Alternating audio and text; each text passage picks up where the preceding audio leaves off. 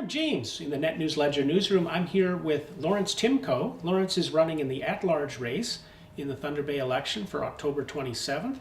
Lawrence, it's back to the campaign trail. Yes, it is, and I've been there before, and I was runner-up in the last election, and I feel I have a lot to offer to as a candidate.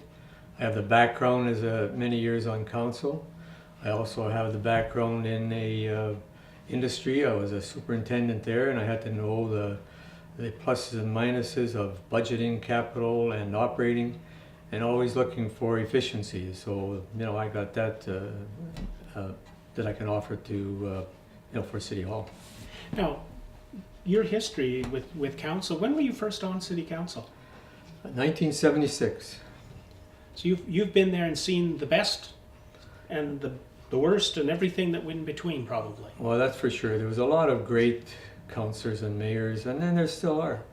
But to go experience working with them all, you pick up good points, and you know how to deal with the people that are there. And most of the time they're very fair, but sometimes they're just there's people that have been elected you cannot really rationalize with. Now, in the campaign, some of the key issues that are happening, one of them, and I was reading the Thunder Bay Chamber of Commerce profile, your stand on the event center, and I think that's worth discussing and sharing with our readers and viewers. What should happen?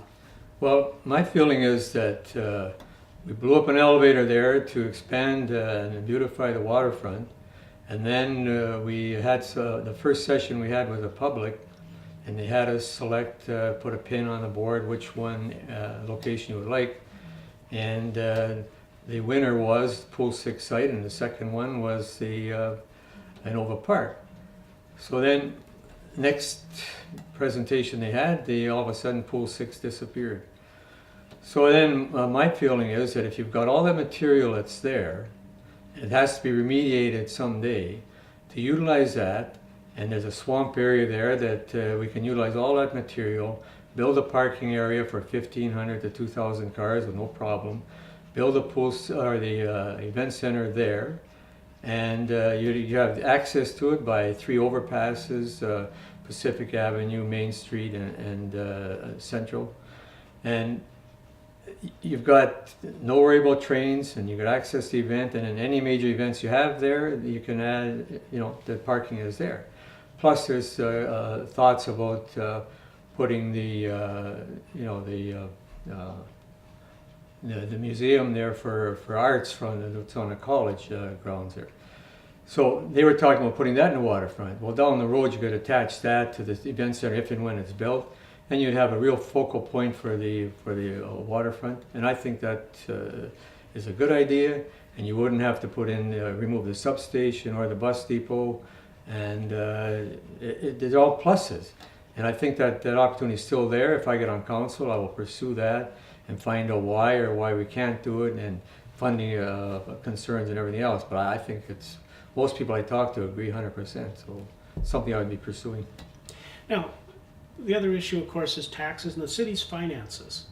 And as a long-standing observer at City Hall and now looking to get back on council, what should the city be doing, and what would you bring to the table? Well, see, the way it's been presented to the public, that the tax percentages are, very, very low. But when you look at, there's no control on who assesses the homes. If you look on your tax bills and go back 10 years, you'll see, say if its average is going up, in my case, say 50, 60 bucks a year, then you see a jump of $200. That's the assessment that's been by MPAC, a provincial body that assesses that.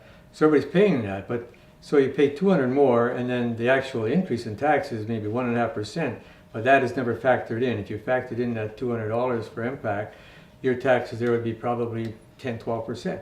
But it shows as city 1.5%.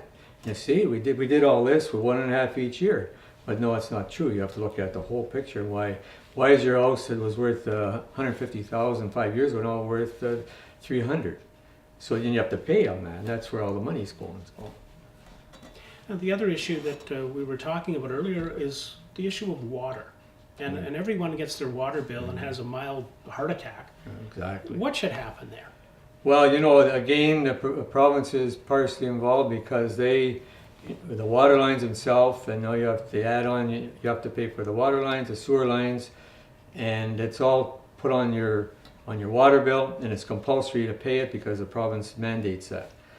But my feeling is that when you do that, we have to get that off because it's ludicrous. The other thing, water is a necessity of life. And the people that can barely survive, they can't afford to go to the auditorium or to the theater or whatever. They're just barely struggling to survive. And they have to pay. It's the only thing that isn't subsidized in the city is water. So I'm thinking you have to look at that and say something's wrong with this picture. You got to live. You got to have water. So we have to look at that and deal with the province and sort all that out. So as we head into the election, is there anything else you'd like to share with our readers and viewers? No, I just would like to be there. I have a lot to offer, I indicated earlier, and I just appreciate your support. I'll be there, and I'm a hardworking councillor. When I'm a councillor at large, I'm the only councillor at large that held town hall meetings, and I would have 4 or 5 a year to deal with major issues, including the hospital. And in one meeting that I had at the Gardens, there was 2,200 people there. But you don't see at-large meetings anywhere.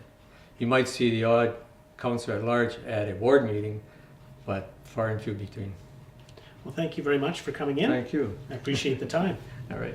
Lawrence Timko in the Net News Ledger newsroom, and I'm James Murray.